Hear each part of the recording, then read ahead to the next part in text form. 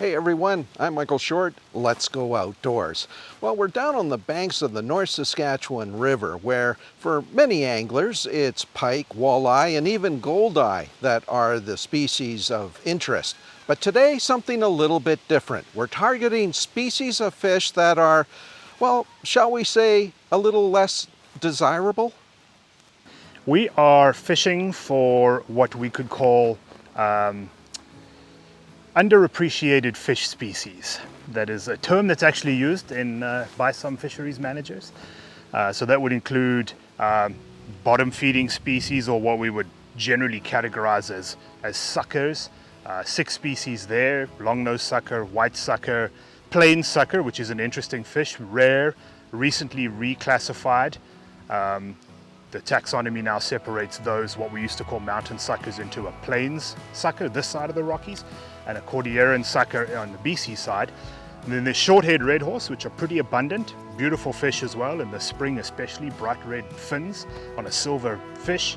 There are silver red horse, which are pretty rare. And then there's my nemesis, the quillback, which I've yet to catch, which people catch, but what a cool looking fish, and I have not got one yet. It really interests me how, as anglers, we create these categories of fish. There's game fish, as you said, coarse fish, rough fish, trash fish even, which is an unfortunate term. Some fish objectively have what we think of as characteristics of game fish. They're good looking, they jump, they hit lures and flies on the surface.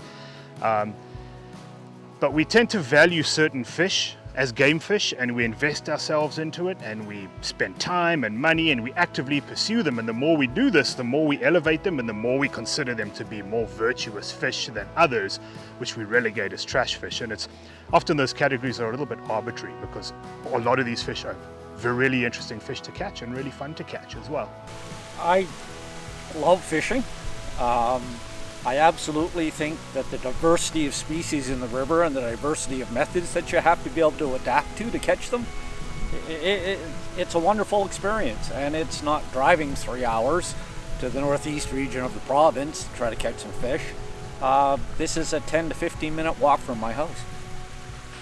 I think it just gives you a bit of a challenge to look at the river, and it just gives you extra time out there.